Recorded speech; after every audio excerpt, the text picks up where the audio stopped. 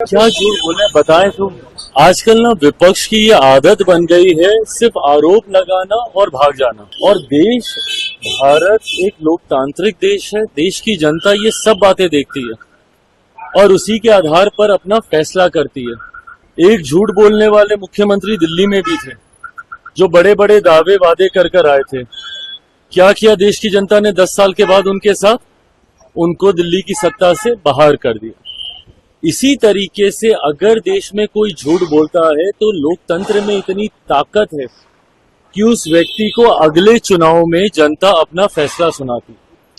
अब यही पैमाना है, यही मापदंड है, जिस मापदंड की बात आदरणीय लालू जी कर रहे हैं, ये वही मापदंड है कि देश की जनता ने निरंतरता में अगर तीसरी बार मेरे प्रधानमंत्री आदरणीय नरेंद्र मोदी जी पे भरोसा किया है तो इसका मतलब कहीं ना कहीं पिछली 3 बार से वो अपने वादों पर, अपनी बातों पर खरा उतर रहा है। आज की तारीख में प्रधानमंत्री मोदी के वादे उनके वादों को पूरा करने की गारंटी है और यही कारण है कि आज तीसरी बार, ये कोई सामान्य बात नहीं है कि एक ही सरकार, एक ही व्यक्ति लगातार निरंतरता में 3 बार चुनकर आ जाए। इससे पहले जब ये हुआ था, आज से लगभग 6 दशक पहले, उस वक्त परिस्थितियां अलग थी, उस वक्त विकल्प नहीं थे। इस बार तो विकल्प के लिए आपने अपने विचारधारा से समझौता करते हुए तमाम विपक्ष एक साथ आ गए, सारे विपक्षी दल एक साथ आ गए। एक दूसरे को जो देख नहीं सकते अपने अपने राज्यों में, वो दल तक एक साथ आ गए। कांग्रेस आम आदमी पार्टी ना पंजाब में देख सकती है, दिल्ली का चुनाव आमने सामने लड़े। लेफ्ट ममता बनर्जी, ये सब एक साथ एक मंच पर आ गए प्रधानमंत्री मोदी को हराने के लिए। क्या हो गया? उसके बाद भी तीसरी बार जनता ने उन्हें चुना। तो जब आदरणीय लालू जी ये बात कहते हैं कि अगर झूठ को नापने की कोई मशीन हो, अगर ये मशीन 90 के दशक में होती तो दूध का दूध, पानी का पानी उसी वक्त हो जाता। 90 के दशक में जिस तरीके से बिहार में बर्बाद करने के लिए एक के बाद एक गलत नीतियां लागू की गई, भ्रष्टाचार की हदों को पार किया गया, परिणाम स्वरूप उसके बाद कभी इनका दल अकेले बहुमत में नहीं आ पाया। हमेशा इनको उसके बाद मुख्यमंत्री जी की बैसाखी का सहारा करके इनको सत्ता में आना पड़ा। तो दर्शाता है कि झूठ इन्होंने बोला था, जनता ने इन्हें नकारा।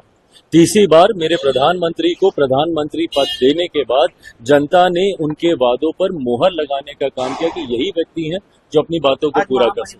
स्वागत है, मैं अपनी तरफ से, अपनी पार्टी की तरफ से उनका स्वागत करता हूं। बिहार वासियों की तरफ से मां महिम का मैं स्वागत करता हूं और मुझे खुशी है इस बात की कि जिस तरीके से बिहार हमारा आज केंद्र बन गया है। कुछ लोग इस बात का सवाल उठाते हैं कि हमारे प्रधानमंत्री बार बार बिहार क्यों आ रहे। भाई हमारे लिए खुशी की बात है कि जब प्रधानमंत्री, आज 7-8 महीने बीते नहीं लोकसभा चुनाव को, कभी दरभंगा में उनका कार्यक्रम तो कभी जमुई में उनका कार्यक्रम, कल भागलपुर में उनका कार्यक्रम, आज मां महिम आ रही, पीछे भी उनका कार्यक्रम था यहाँ।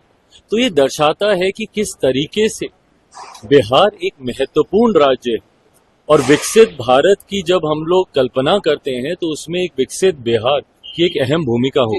विपक्ष के पास जब कोई मुद्दा बचता नहीं है ना, तो वो व्यक्तिगत आरोप प्रत्यारोप की राजनीति करते हैं। ये गलत है। प्रदेश के मुख्यमंत्री हैं, इस तरीके से उनको लेकर भ्रम फैलाना, इस तरीके से उनके स्वास्थ्य के बारे में झूठी बातें करना आपकी बौखलाहट को दर्शाता है। आप जानते हैं कि विधानसभा का चुनाव आप हार रहे हैं, उपचुनाव में इनको पता चल गया, तथा कथित जो इनके गढ़ थे वो तक ये लोग हार चुके हैं। बेलागंज की सीट ये लोग हार चुके हैं, तरारी की सीट ये लोग हार चुके हैं। तो ये दर्शाता है कि आगामी विधानसभा चुनाव में विपक्ष अपना खाता भी खोल लेना तो ये बड़ी बात होगी। 225 से ज्यादा सीटें जीतकर इस बार हम लोग सरकार बनाने जा रहे हैं। अब क्योंकि कोई मुद्दा नहीं बचा तो ये व्यक्तिगत आरोप पे विपक्ष आ गया है, जिसका जवाब भी जनता देगी। भाई देखिए, ये अंतोगत्वा, ये फैसला एक व्यक्ति विशेष को लेना मेरी समझ के परे है कि क्यों बाकी के लोग इतने उत्साहित हैं। ये फैसला उनको करना है कि उनको राजनीति में आना है, नहीं आना है, कब आना है, कैसे आना है। आएंगे तो हम लोग स्वागत करेंगे। भारतर एकमात्र परीक्षित बायोसार पृथ्वी प्रो माटी को रखे सुस्थ, दिए नुआ जीवन।